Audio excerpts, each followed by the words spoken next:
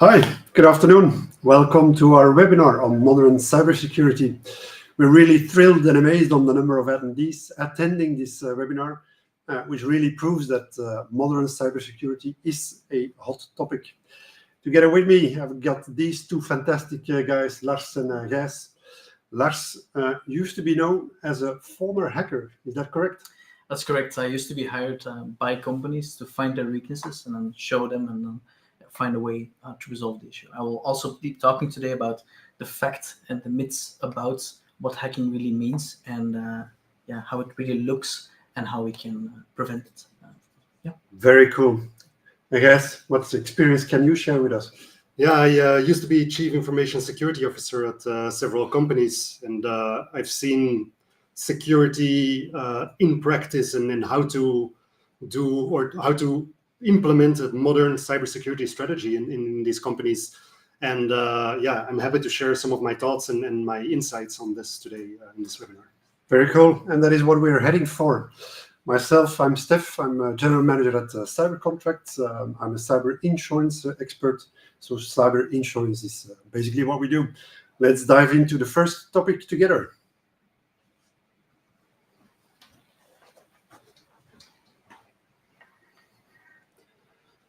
So, how real is the risk today?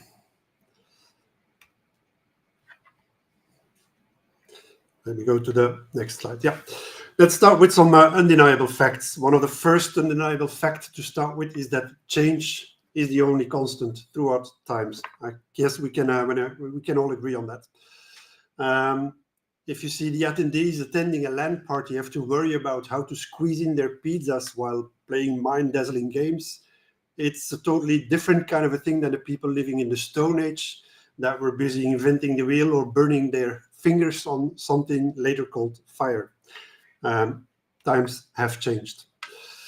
While against in that same comparison, you see the people living in the Stone Age had to conquer physical creatures like the mammoths, which really required a different skill set than the cybercrime that we have to face today. We can see actually the line between reality and fiction blurring by deepfake videos, convincing people to pay $25 million. And that is the reality that we live in today. So the threats have always been there, but they were different back in the Stone Age in comparison with today, obviously.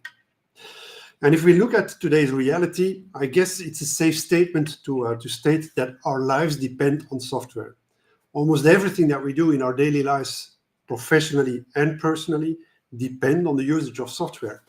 And the usage of software implies risks.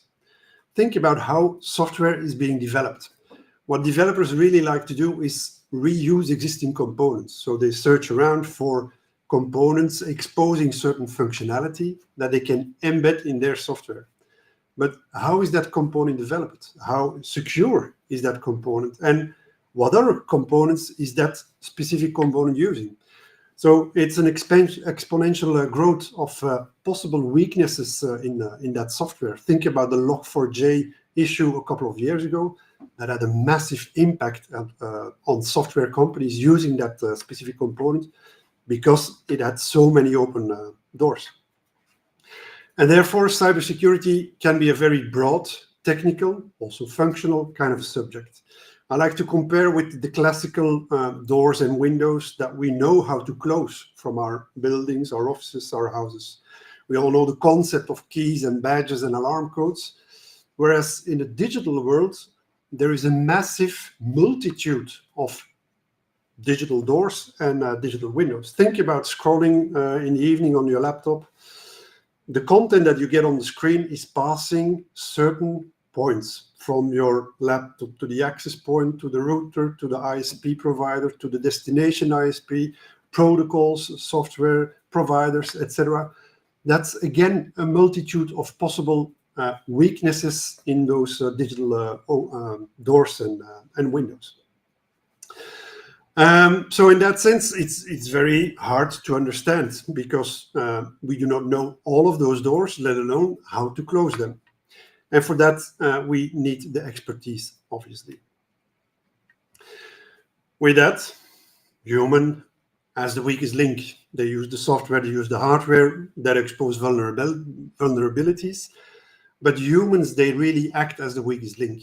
Today, we also see that in the cases arising, that humans are typically the initiation point of a possible data breach, of installment of ransomware, and so on. And that is basically due to the fact that many of us think it won't happen to us. The hackers, they will search their money at the bigger companies, at the large enterprises.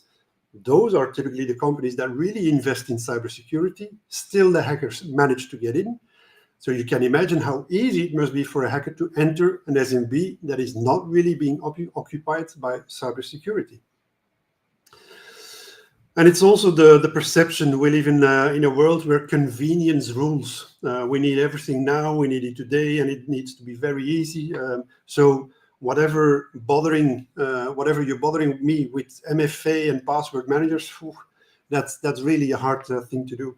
So there is a lot of obstruction in becoming a safer organization. And in that sense, I like the quote that amateurs, they hack systems, and the professionals, they really attack people. And with that, we're actually welcoming cybercriminals on a red carpet. All the digital doors are open for them to enter, whether it's through hardware, software, or the human acting as the weakest link. And think about the acceleration that the entire AI story implies. Fraud GPT, worm GPT. The modern criminal clown is sitting in his sofa extorting companies just by paying a 200 subscription for a ransomware as a service software. Think about the growth in IoT devices. There are so many open doors in IoT devices you cannot imagine. It is predicted that by the end of 2030, we're reaching 25 billion IoT devices spread all over the world. And I even think that is a pessimistic kind of a number. Imagine the number of open doors, the vulnerabilities that those devices can possibly expose. And we see that usually there is not a lot of security budget allocated up until the moment that things go wrong, obviously. Then all of a sudden there is a budget allocation if the company manages to do so, because numbers show that in Belgium, 65% of the small and medium businesses attacked by ransomware go bankrupt within 6 months. And that is because of the fact that the recovery phase in such an incident is so heavy. Let's bust some myths. Cybersecurity costs nothing but money. I do not see any benefit investing in cybersecurity. There is nothing to gain here. Well, obviously, the contrary is true. You can easily calculate the return on investment on your cybersecurity strategy just by doing a test. Just shut down your systems after the webinar, please, for 2 days and calculate the costs. How are you going to work? What are you going to do with your employees? What about the communication to your customers, your suppliers? And that cost does not involve ransomware, does not involve the experts that you need in order to overcome a ransomware incident. So that already gives you a very good idea. So it is perfectly measurable. Although it's a bit under the hood, you gain success in cybersecurity when something is not happening. And that's a bit of the paradigm. And in that sense, the cost of a cybersecurity strategy is really a fraction from an incident cost. Such an incident can really go quite expensive. That is what I think about cybersecurity, and specifically also cyber insurance. It's very expensive. Well, I can tell you it's surely not. We actually see a very big discrepancy between the insurance of a company's leader car against the business continuity. Some of the company owners, their car is better insured than their business continuity. And that is something that we need to step off to, of course. 100% sure does not exist. When things go wrong, you want to be helped, and that is where we come in. Some real life examples that show that. The first story is about a broker, and one of the employees received an email. They asked for a proposal. It had an attachment. Obviously, opening the attachment installed a virus, a ransomware. the week continues, and then on the Friday, you will hear that typically that those type of attacks happen on Friday. All the computers were locked, same message on the screen. You have to pay 5 Bitcoin. You have 69 hours to do so, and then we will release your systems again. That involves a lot of things. There is panic, first of all. What do we need to do? Who is going to help us? Are we going to the shop to buy some laptops and so on? In this case, we were heading for a total cost of 140K, which is for a small company a massive amount, obviously. Now, what happens in such a case is that our customers are able to call the hotline 24/7. They will assess the situation. They will do the incident management. They will appoint IT forensic services. They will appoint the legal services in order to help you getting over that incident as soon as possible. So that is the reactive part. And then later on, the recovery part, obviously. Production company, a mail from a trusted supplier. And in this case, the hackers logged into the email system. They were following the email communication for 4 months.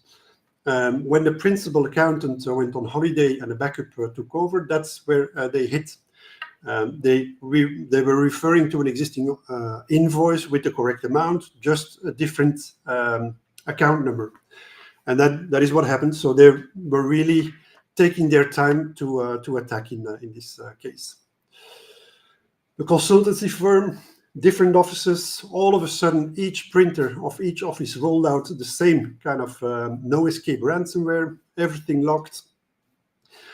Same kind of way of working. Customer was able to call the hotline, IT forensics, and in this case we had some difficulties working with the existing IT partner. Was he afraid of something? We don't know, but we needed the legal help in order to get that partner moving. And this is one of the cases that I called the owner during the weekend, and he said, yes, we're in big problems, but I was so happy that I was being helped. If this would have happened without the insurance, I wouldn't have known what to do. Which IT company should I call on a Friday evening? Which legal advisor is going to help me? And that is really key. And then the last story, the wholesaler. In this case, it was no ransomware whatsoever, but the virus enters via an USB device. You cannot imagine, but it still happens today. We also saw that on fact checkers a while ago. A USB stick was entered, nothing on it, in the recycle bin, but behind the scenes, a virus was installed. And in this case, the hacker, the cybercriminal, was actually ordering things themselves. So they discovered, because of the fact that different orders were not getting paid, obviously. But like this, you can see that it doesn't really imply ransomware only, obviously. Right, so that's my first part of the story. Talking about hackers, I'll introduce you again to Lars, who will now show real life what it is all about.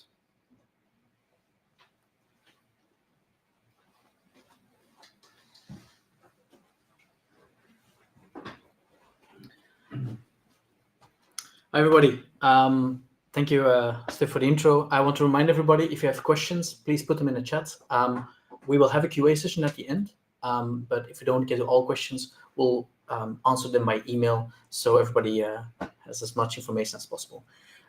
So as by introduction, I used to do this for work. I used to break into systems to showcase what's possible. I will be going over the fact and the fiction. I'll be live showing how hacks actually work, how it looks.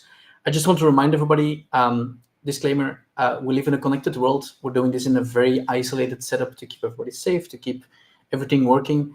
Don't try this at home. This is for educational purposes. We don't do fear-mongering. Every time we show something, 2 slides further, we'll go over exactly how you can prevent it. So to keep it all positive and constructive. Cool. So the first type of cyber attack is about passwords. Specifically, a password, very important.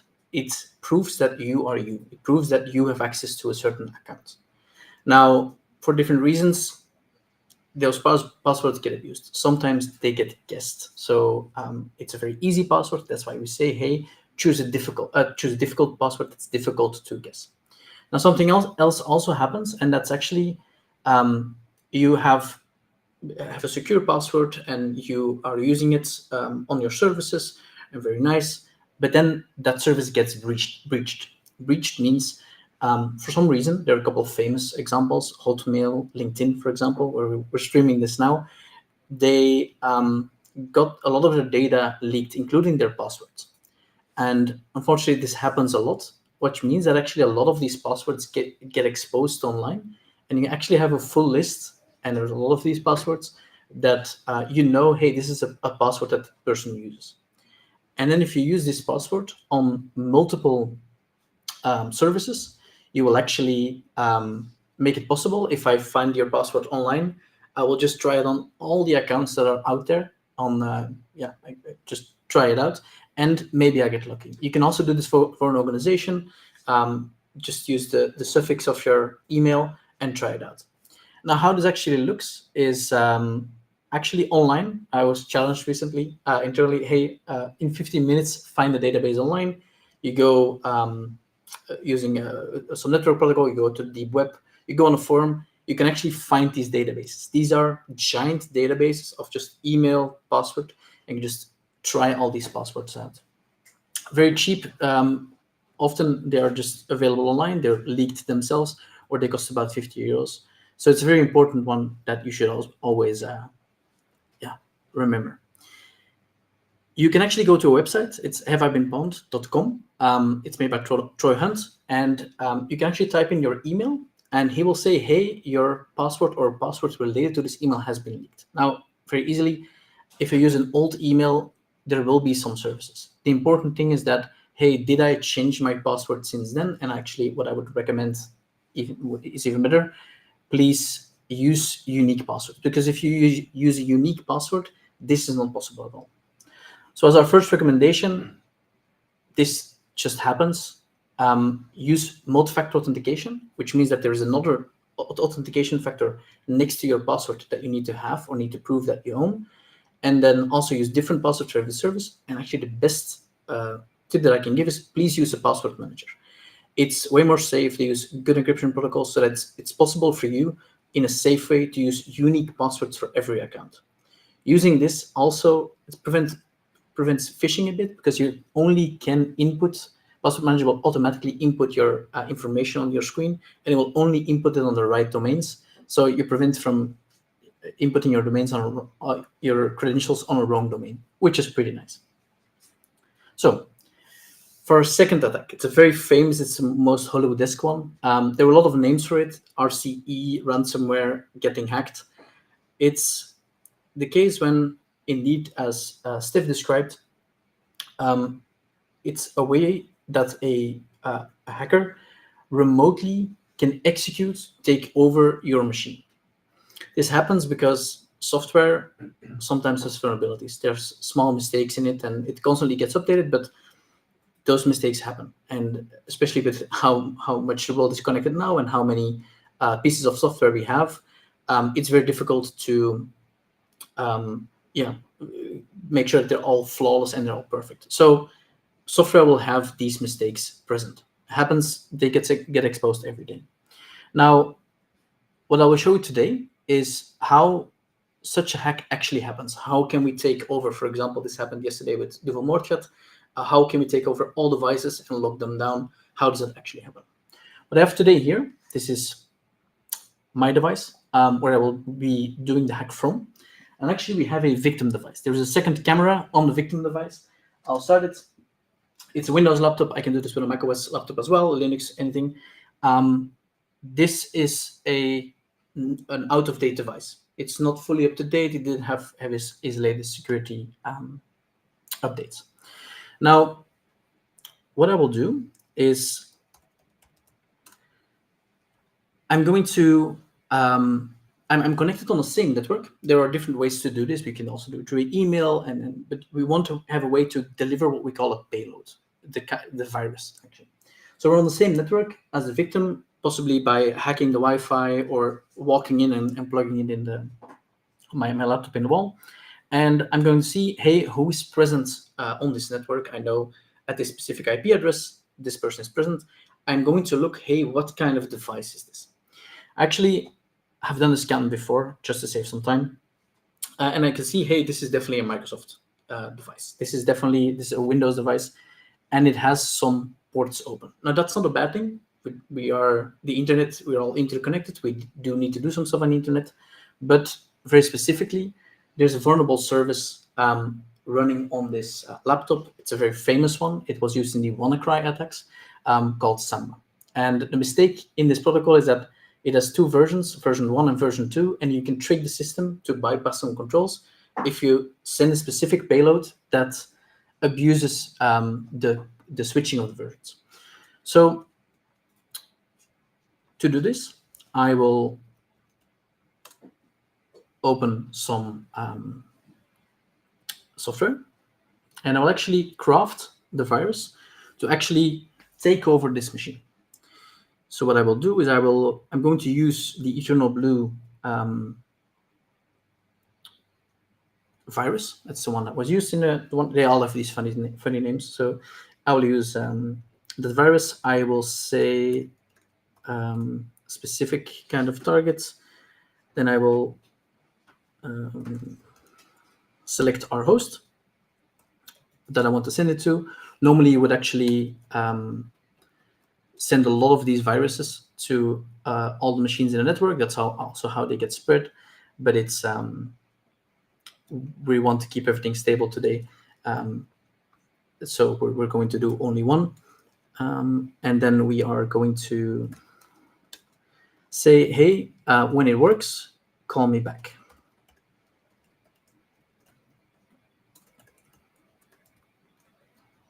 Okay, exploit. What it's now going to do is it's going to send these weird wrong packets, and it's going to try to take over this machine.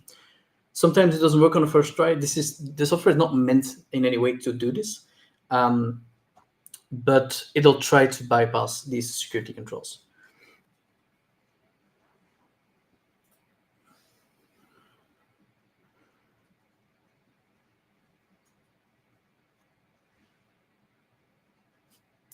Let's see. The moment we get in one of these devices, nothing is going to happen. So it will not be visible here, but I will have a line of code on my screen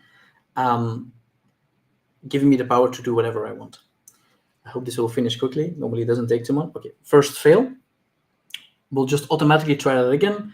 Let's see what happens.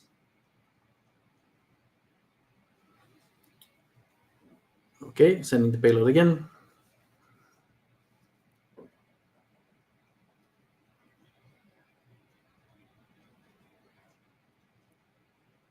Come on. And from this point, what you would actually do in a virus is actually the moment you've exploited the machine, you will be able to start programs or encrypt all the data that's on there, or actually turn on the webcam, which is one of the most frightening ones that you would typically demo in a setup like this. Okay. Good demos always fail. So, okay. Let's try one more time, and then we'll go to the next step. We have enough of those. So again, the software is not meant to work in this way. So let's see.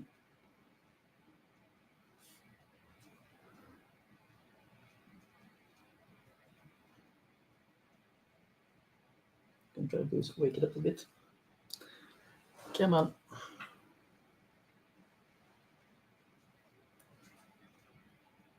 I'll just open it, the Explorer window, just to see if it is maybe a bit stuck. Okay. It's a bit of a pity that this demo didn't work. I have a famous example of this, that you can actually make something pop up on the screen, and you can take over the webcam. If you ever see me in live, please ask me, then I can show this to you in person. So, if we go back to the slides, then I think the most important thing to take away from RCs.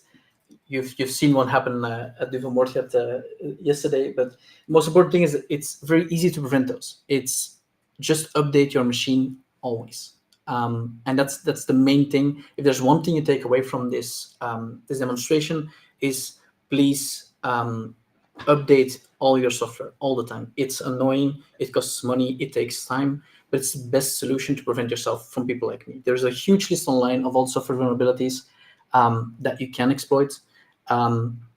Granted, they don't always work, but there's a huge list, and it's very important that you quickly update all your versions all the time. So, as the next one, okay, this one didn't work. I don't, let's say, for example, I don't have any network access. I can try to do something else. Steph has already shown, or actually told you about this one. It's actually the one they also did at Fact Checkers, and it looks a bit like this. This famous saying around the subject: if it quacks like a keyboard, it's a keyboard. It's actually devices being disguised as something else. So it looks like a USB stick, but it's actually a keyboard. What you see on the screen now are actually keyboards. Very weird. The left one is one you can buy somewhere in the US. Company makes them. Government will definitely track you. On the right one is actually one I made years ago. You will plug it in. This is actually the new upgraded version I made. You can plug it in, and you actually can type out an entire virus through this way. Takes about 3 seconds. So there is no vulnerability needed. This works on any device. This is a more fancy one. Don't buy this again, but it gives me the possibility to have a bit more flexibility. Imagine that you leave your device unlocked. So that's a requirement of this demo. That you see a lot at work as well. People leave their device unlocked. I'm gonna say, why is that possible? People can, doesn't matter. People can just pass by, plug in the USB. I have a cable just to make it a bit more easy. And the moment I hit this button, it'll behave as a keyboard, and it will type out a password. It will download the payload, have it installed it. I unplug the USB port. I'm gone. It now connected to my machine, and I can do whatever I want. I can log this device. I can start things on this device. I can do whatever I want. There's no vulnerability needed. You just left your laptop unlocked. So it's very important, and that's immediately as well what we want to showcase here. Is it's very important that you lock your device. This is a very cheap attack to showcase. What we really recommend at work, play the coffee cooker game. Coffee cooker translates to pastries in English, where if you can type out coffee cooker in the Slack channel or in the Teams channel, you buy everybody coffee cooker. It's a very fun game. We should keep it lighthearted, but it trains everybody, even in an office setting, to lock their device. Because if you don't train it at home, if you don't train it at the office, you will not do it at a conference where it actually matters. A conference or out and about at a coffee shop, for example, where it actually matters. So, very good game to play. Now, also a very famous attack. It's called man in the middle. They all have these catchy names. A man in the middle attack, and I'll change my setup a bit here, is when it's the typical coffee shop example. Hey, you are on the network. I want to see what you are doing. Now, granted, a lot changed in the last 10 years, and it's actually quite easy to prevent you from this. So you don't need a VPN. You don't need anything special. A lot of the traffic you see today on the internet, almost all, is encrypted in some way. Now, for this encryption to work well, and there are a lot of small details, a lot of small security checks that need to properly happen, you need to make sure that you have an up-to-date browser. So I've preloaded this machine with an out-of-date version of a browser. Doesn't matter which browser it is, just an out-of-date one. And actually, is this one? And you can normally see the screen. Okay, just making sure that I have everything properly connected. And I will make sure that I'm on the same network, and we'll try to take over that device's internet. connection and see what we can do there. Okay.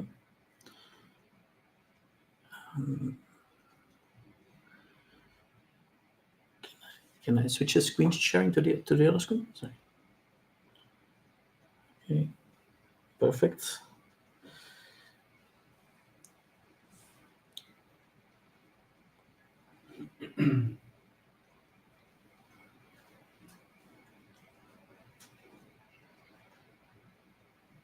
Voila. Okay.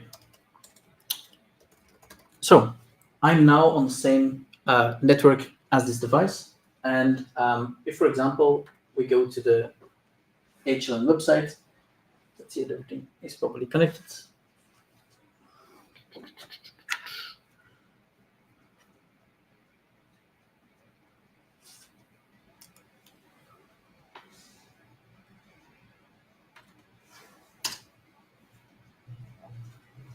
Okay, I will start taking over the traffic. It uses a technique. It's actually shouting across the network, "Hey, I have the internet behind me. Please connect to me." And once I've done this, I will.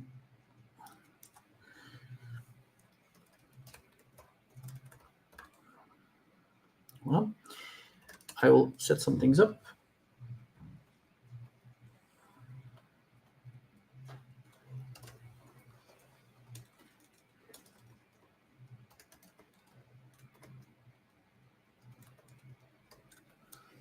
Perfect.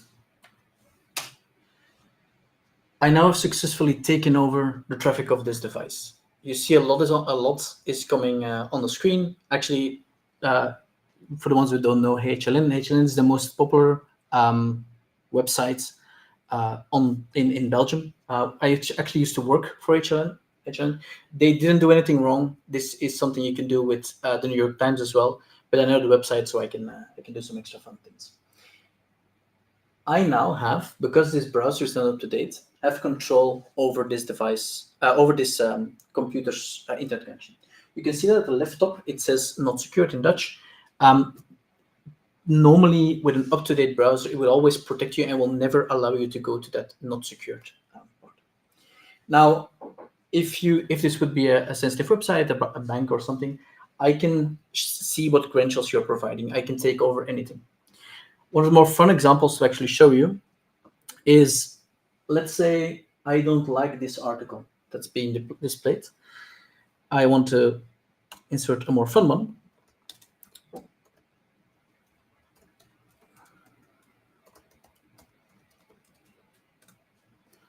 Great. If I now refresh the site, because I can inject, I have full control of this device. If I refresh the site, you will see that there is now a new article being presented at the top of HLN. It's about our offices. We hope that this is true. We hope that the XFA offices will be overrun, asking for the cyber contract and XFA product after this webinar. But as you can see, I can also inject a command to take over your device, launch these attacks we've shown before through your browser. And this is why it's really important that you use an up-to-date browser. Because if you have an up-to-date browser, this is actually not possible. So just remember, all the traffic today on the internet is encrypted. It's very important that it is. You don't need a special VPN. If you use an up-to-date browser, you will be fine. But please keep your browser up to date. As a last demo I will give, it's a fun one. For example, my first attack, unfortunately, it's a very cool one, so it didn't work. But there's a lot of other things, actually, a lot of other ways to get into a device. Let's say, oh, my device is up to date. Let's say I'm not using the internet at all. Let's say I want to, I've now unplugged it. Let's say I want to get data of this device. We've already established that you should lock your device. So we can actually do one better, and we can completely shut it off. You leave your unencrypted, and this word is quite important. You leave your unencrypted device somewhere in a bag at a conference, somewhere where it's unattended. But the important thing is an unencrypted device. And then actually what you can do is you can, I think I have one more slide where I can actually show this.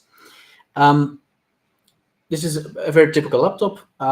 I think 6 screws, and you can take out the SD drive, so the hard drive. This will just come with this dongle, will just become one giant USB drive.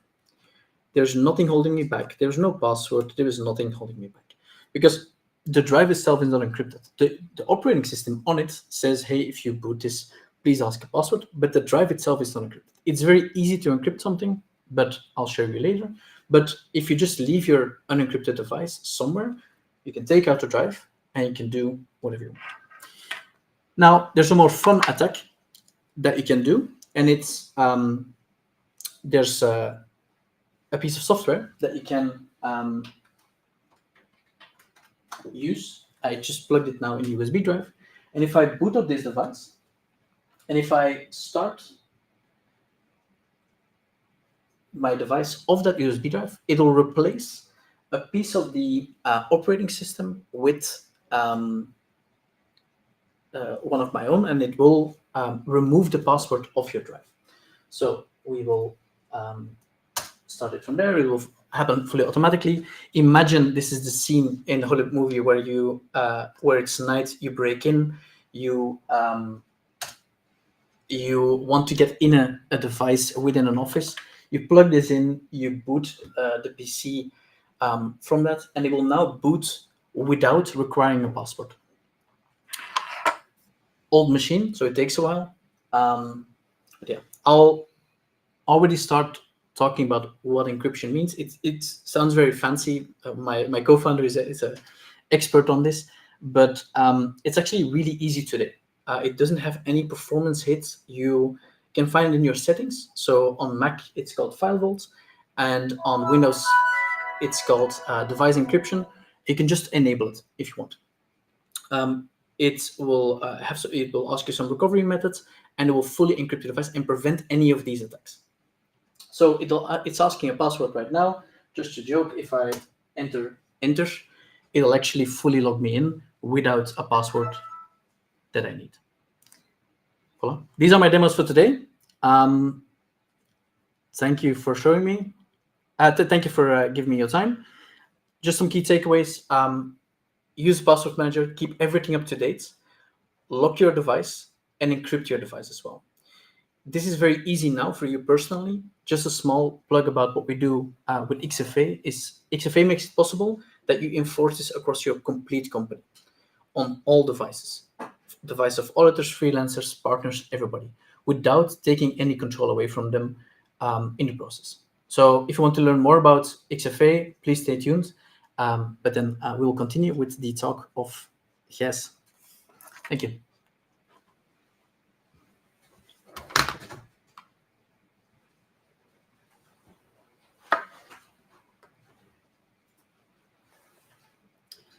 Thank you, Lars, for this very nice demos. It was very interesting, I think. But we'll go over to a little bit more boring stuff, but I'll keep it short to keep everyone's attention. So how do we prevent this within a full company? We need a strategic framework to this and for this. And you know, companies used to do this in a very different way.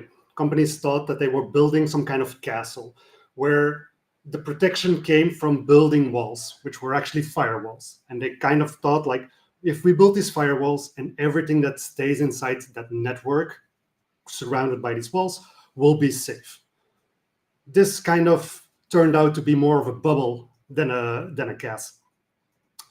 Because over the years, we wanted different devices. We got mobile phones, we got tablets, we got people working remotely from all places. Could be home, but could also be the coffee shop somewhere, or any place at all. And we kind of had to make holes in our walls in this castle. And if it turns out to be a bubble, then our bubble kind of bursted. So luckily, we kind of moved towards the idea of a cloud, where basically everything was just available over the internet. You could connect from anywhere, use any device, And most companies today use a lot of like what we call SaaS applications, or software as a service applications, who live natively in the cloud. This approach still works for when you have a company network, but thinking in a way such as cloud applications work makes it much easier to approach this. And if we approach security in the same way, if we embrace this new reality, it makes much more sense. So then we come to the strategy, which has been dubbed Zero Trust. Zero Trust has also been used by a lot of vendors in a very marketing, as a very strong marketing term, and it doesn't always mean the same. But let me go to the basics of it and the idea behind it. So with Zero Trust, we're basically saying, do not trust anything on the network. What remains are obviously our users. Making sure that the user who's connecting to your data or to your application is who they say they are is an important step. So this is what we call authentication, and the identity of the user becomes important. Obviously, the second pillar is the device. The device the user is using is also an important part of it. With some protections on that device, you can make sure that nothing goes wrong, as Lars showed during the demos as well. The network is still important, but we do not trust it. We do want that everything that goes through the network is encrypted and cannot be like intercepted, read, or changed along the way. On the other side, we have the applications running on a server somewhere. Could be in the cloud, could be still in the data center. We still want some protections at the application level, obviously, to protect the data that is contained within these applications. There are two more pillars, which I'm not going to focus on very much during this talk today, but it's automation and analytics, just to make sure that the security approach scales properly within big companies. You do need some sort of automation, and you do need analytics to cover all your controls in all the other pillars. Going to the first pillar of the users, as I said earlier, the objective there is to get secure authentication. You want to know that the user who's connecting is indeed who it says it is. Easy ways to do this within a company are using a good identity provider, and if possible, move towards single sign-on, where one identity provider is used to access all your applications. In this way, the user only needs to have one password, and you can easily grant access and revoke access at one stage. To further protect this authentication, you can add multi-factor authentication. As Lars said, this is the best protection when users choose bad passwords, and we all know users will choose bad passwords. We can even further enhance that use of bad passwords by using a password manager. We can hope that users will actually use better passwords. So these are the best tools to get your secure authentication goal there. So the second pillar is the devices.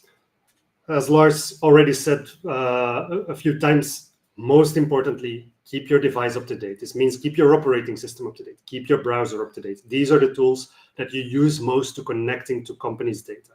If you can keep these up to date, you're already preventing a lot of the risks. Disk encryption, Lars showed the demo. If the disk is not encrypted, when you lose your device, when it's stolen, there is nothing stopping the thief from accessing your data. A fourth thing that I want to add are backups. In case you have something happening, if you have a ransomware going over all your devices, having good backups somewhere else stored, it's going to be easy to just wipe out all the devices and reinstall from the backup. So the tools that are available here are enforced checks on endpoints, and this is exactly what we do with XFA as well, to make sure that all these devices are covered and that these basic checks are actually validated. You can also use some sort of device management, but it's very hard within a company to actually make sure that all devices are managed. You will always have some freelancers or external partners that will still connect to your data with their own devices.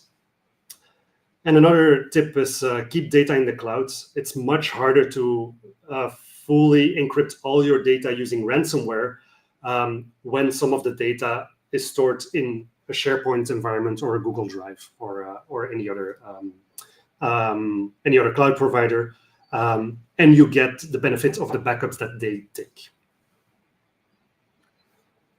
The third pillar is the network. As I said earlier, you want to have all network traffic encrypted. And luckily, over the last years, we've come a long way, and most websites, most internet traffic is actually encrypted. If you make sure your browser is up to date, also your device enforces that traffic is encrypted and will warn you if that is not the case. There's one side note, and that is the DNS, which is kind of the phone book of the internet, where the domain name that you use is translated to a computer readable IP address. These queries to that phone book are not yet encrypted all the time. It is possible to use this setting in your browser, but browsers are going to be more enforcing this more in the future, and this is going to be the last step to make sure that all network traffic is encrypted. So finally, the last pillar that I want to talk about is the applications pillar. Here, the objective should be isolate your applications, make sure that when you're in one application, you can't immediately hop to another application. And you want to make sure that the applications that you use from vendors that you buy as a company, that these are secure applications and that you have kind of vetted these vendors. So this isolation you kind of get from SaaS applications by default, just because they are made by different vendors and are isolated by default. When you look at vendors for the applications you use, you can vet them, you can review their security and privacy efforts. Usually they have some documents for that. Maybe you can even check if they have certificates, ISO 27001 or SOC 2 or famous security certificates. If they have them, it at least means that they do some effort in keeping everything secure. So what I also said, keep your software up to date, is also, this is not only related to your operating system and your browser. It is for all software that you use. It is the best protection against attacks on that software. And we all hate updates. We do hate updates too, but it's still the best way. If you build software yourself, obviously you need to do some extra stuff. You want to implement a secure development lifecycle. To learn more about that, I can really recommend OWASP's guidelines around this. They have a lot of resources that can help you build a secure development lifecycle. Also there, if you use libraries from third parties, make sure to keep them up to date. So once more, with XFA, we actually can help you mostly with that second pillar, the devices. We perform these essential security checks during login into a company's application.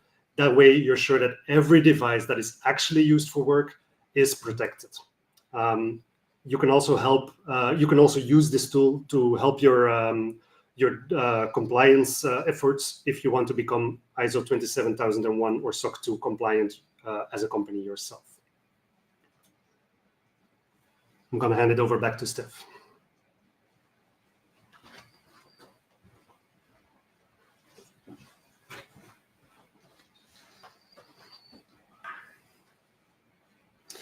Right, after the position switch, let's get back to the initial theme, modern cybersecurity, obviously. And if we're looking for a correct definition of modern cybersecurity, we can surely state that it is the combination of different actions. It's not only the device security, as we've also discussed in the first part of the webinar. It's certainly also the human part, and there are different factors leading to the combination of actions. In that sense, what's good is closing the front door of your house if the side door is still open. It's the same thing in cybersecurity, obviously.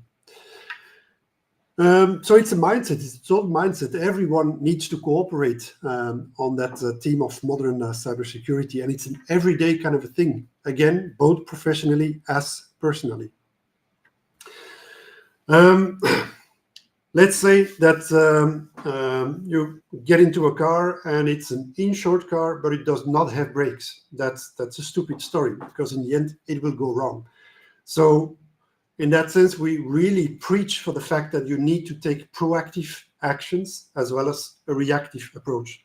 And that is what we with CyberContract do. And applying such a strategy in modern cybersecurity, that automatically results in being a cyber resilient company. Whenever an incident would hit you, and surely it will happen, you have the strength, you have the power, you have the knowledge, you have the procedures, the policies, and everything in place to overcome that incident. In the proactive approach, we see some different steps. So we're looking at prevention, the steps that you can take yourself, awareness creation, safety culture, company-wide knowledge sharing, and so on. Those are preventive steps that you can take on your own. Secondly, digital footprint, really important. Scanning both externally, internally on a non-invasive way. We actually already draw out your digital footprint, and it will give a lot of information, valuable information of which digital doors you have closed and which open, and it will give enough information to create an action plan. That action plan can go further deep dive into the technical, the functional, even the legal stuff that you need to comply with. And we've got a network of trusted partners around us, like XFA, obviously, that are able to assist you with the necessary expertise on any of the subject. We do that based on the NIST framework, but in the end, it's always the same kind of a story. And then after the proactive efforts that you take, there is a reactive story as well. So whenever things go wrong, you want to be helped. And that is what our policy, our insurance policy is all about. When things go wrong, you want to be helped. We do that very solution-oriented.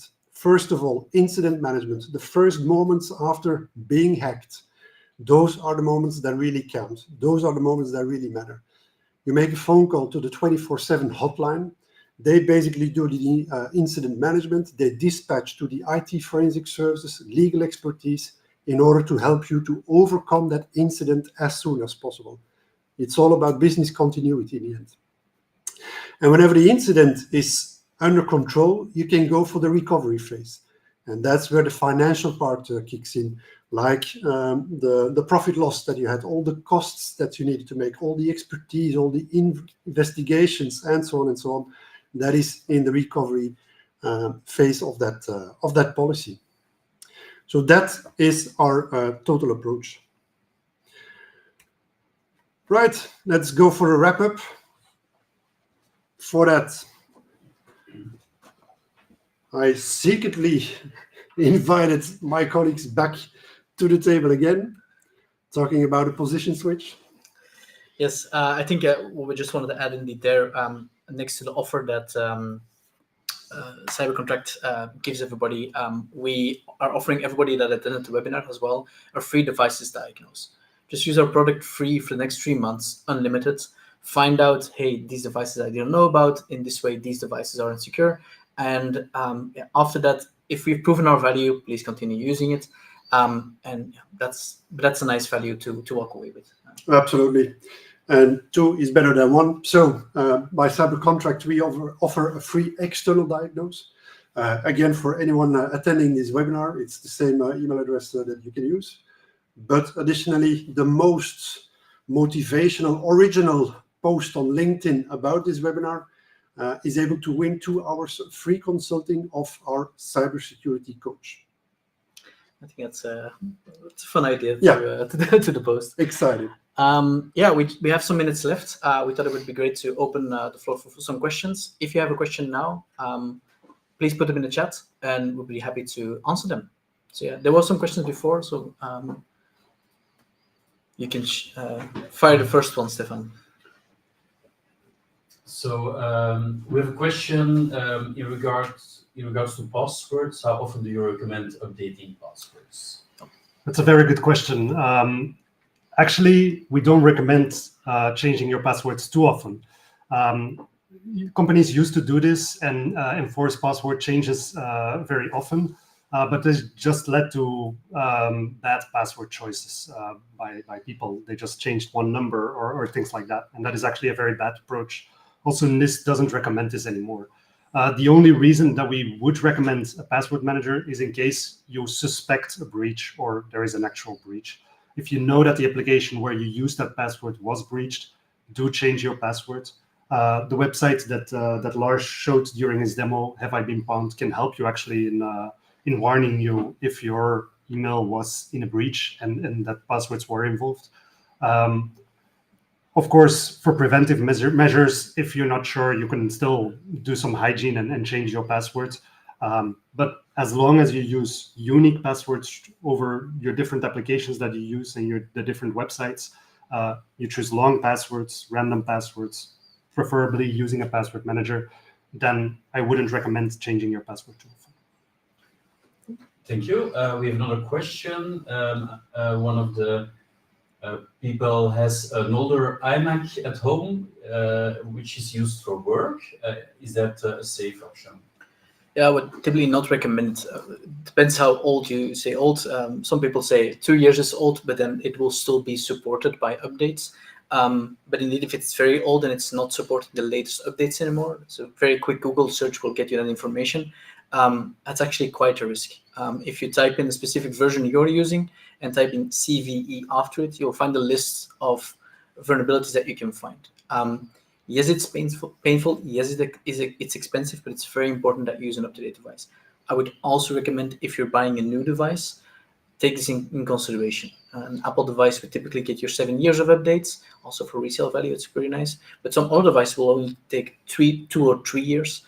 So take this in account as well. If you buy a new device, how long will this device be supported? Yeah. If I may add to that, it's the same comparison with the door. The old doors with a very simple key, you can break in easily. The keys and the locks of today, that's a totally different story, I guess.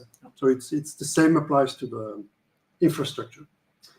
Thank you, gentlemen. There's another question concerning cyber incidents, given its certainty. How do you see the future in insurance, in cyber insurance? It's a good one. Well, we need to be able to keep the landscape of cyber incidents insurable. And for that, we all have to take those proactive measurements. It's, again, the same comparison as with the car. You have to do everything in order to prevent an accident. And that is exactly what you do in cybersecurity as well. You take any kind of a measure, you keep up to date with all those measures, because whatever hackers do, they don't have those ethics, they don't have the moral walls that they walk against. No, they just keep on going. So they're always a step ahead. And in that sense, it's very, very important to keep up with all the updates, with all the infrastructure, as Larsen, I guess, mentioned. So just go for a full-fledged cybersecurity strategy. It doesn't mean that for a small company, it has to be exactly the same as for a big one. Just choose wisely what works for your organization. Cool. Okay, thank you. I propose we do a wrap up. Maybe you can mention that we will send an email. Perfect. Yes. So again, the questions that we didn't get to, we'll provide you. We'll answer by email. I think this was for today. We will send you an email with the information we've provided today, with the slides of today. We made them in a nice handout format, as well with the recording. And please, as well, just a reminder, make a nice post so maybe we can win the offer from Steph. Yep. But thank you for your time today, and hoping to speak to you later.